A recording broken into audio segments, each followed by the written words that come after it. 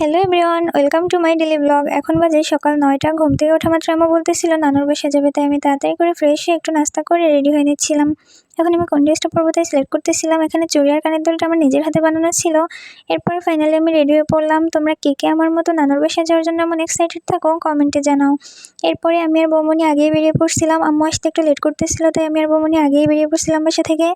বাইরে এসে একবার দেখি রোদ, আবার মনে হচ্ছিল বৃষ্টি হবে। এরপর এখানে আমি রোদে তাকাইতেই পারতেছিলাম না। এরপর আমরা এখানে গাড়ির জন্য ওয়েট করতেছিলাম। তো অনেকক্ষণ ওয়েট করার পরে গাড়ি পাইতেছিলাম না। এরপর একটা গাড়ি পেয়ে আমি আর বৌমনি আম্মু উঠে পড়লাম। এখন আমরা ফার্স্টেই যাবো সাইনবোর্ড। তো এটা হচ্ছে আমাদের সাইনবোর্ড বাজার। এখানে এসে আকাশের অবস্থা দেখে মনে হচ্ছিল বৃষ্টি হবে। আম্মু গেছিল একটু কেনাকাটা করতে, আমি আর বৌমনি এখানে একটু ওয়েট করতেছিলাম তার জন্য। এরপর আমি আর বৌমনি হচ্ছে আইসক্রিম লাভার, তো আমরা দুজন দুটো আইসক্রিম নিয়ে নিচ্ছিলাম এখান থেকে। তো আমরা গল্প করতে করতে ফাইনালি চলে এসেছি নানুর বাসার কাছাকাছি। দেখো গাইজ, রাস্তার কি অবস্থা! আমাদের 5 মিনিটের পথ যাইতে প্রায় 30 মিনিট লেগে গেছিলো এই রাস্তার অবস্থার কারণে।